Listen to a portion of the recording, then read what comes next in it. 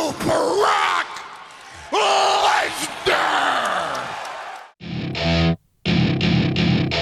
একটা স্টেডিয়াম, হাজার হাজার দর্শক, কিন্তু পুরো জায়গাটা নীরব।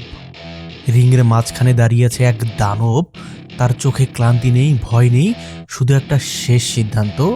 সে ধীরে ধীরে খুলে ফেলছে তার গ্লাভস, তার বুট, এবং রেখে দিচ্ছে রিংয়ের মাঝখানে। এই মানুষটা ব্রক লেসনার। এটা কি তার শেষ, নাকি আরও এক ঝড় আসছে? আজ আমরা দেখব একটা দানবের জন্ম, তার শাসন, আর এক নীরব বিদায়ের গল্প। 2002 সাল। ডাব্লিউডাব্লিউই তখন নতুন এক তারকার অপেক্ষায়। হঠাৎ একজন আসে, তার শরীর যেন যুদ্ধের জন্য তৈরি। পাশে দাঁড়িয়ে পল হিউম্যান একটা নাম দেয়, দ্য নেক্সট বিগ থিং। প্রথম কয়েক মাসেই সে ধ্বংস করে সবাইকে, আর তারপর একটা রাত সে হারায় দ্য রককে। 25 বছর বয়সেই ডাব্লিউডাব্লিউই চ্যাম্পিয়ন। এটা কোনো গল্প না, এটা ছিল এক দানবের জন্ম। লেসনার তখন আনস্টপেবল। তার সামনে দাঁড়ানো মানেই ধ্বংস নিশ্চিত। সে হারিয়েছে কোর্ট অ্যাঞ্জেল, বিগ শো, জন সিনা। তার F5 একটা মুভ না, একটা সিগনেচার ধ্বংস।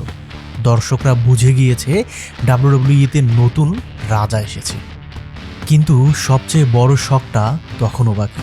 2004 সালে রাসেলমেনিয়া গোল্ডবার্গের সাথে ম্যাচ, আর তারপর লেসনার হঠাৎ করে ডাব্লিউডাব্লিউই ছেড়ে দেয়। কেউ বিশ্বাসই করতে পারেনি, কারণ এই দানবটা ক্লান্ত হয়ে গিয়েছিল।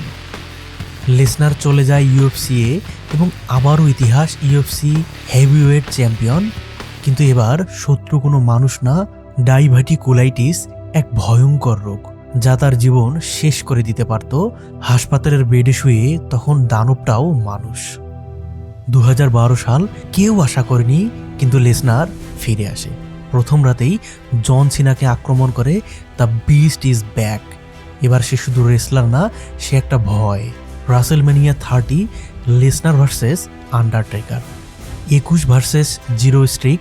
সবাই জানতো আন্ডারটেকার জিতবে, কিন্তু একটা F5, 1, 2, 3, পুরো পৃথিবী স্তব্ধ। ইতিহাসও ভেঙে গেল। লেসনার এখন একটা নাম না, একটা শাসন। সে হারিয়েছে Roman Reigns, Seth Rollins, AJ Styles. সময়ের সাথে ব্রক লেসনারকে কম দেখা যেতে থাকে। বিতর্ক, অনুপস্থিতি, অনিশ্চয়তা। একসময় সে যেন হারিয়ে যায়। 2026 রাসেলমেনিয়া 42, ব্রক লেসনার ভার্সেস ওবাফেমি। এক দানব বনাম নতুন শক্তি। শেষে ব্রক লেসনার হেরে যায়, কিন্তু সবচেয়ে বড় মুহূর্তটা তখনও বাকি। সে খুলে ফেলে তার গ্লাভস, খুলে রাখে তার বুট, রিংয়ের মাঝখানে রেখে দেয়। পুরো স্টেডিয়াম নীরব। এটা কোনো সাধারণ মুহূর্ত না, এটা ছিল একটা যুগের শেষের সংকেত। একজন মানুষ যে ডাব্লিউডাব্লিউইকে ভয় শিখিয়েছে, যে ইতিহাস ভেঙেছিল, সে আজ কোনো শব্দ ছাড়াই চলে গেল। না কোনো ফেয়ারওয়েল, না কোনো অ্যানাউন্সমেন্ট, শুধু একটা খালি রিং আর পরে থাকা এক দানবের স্মৃতি।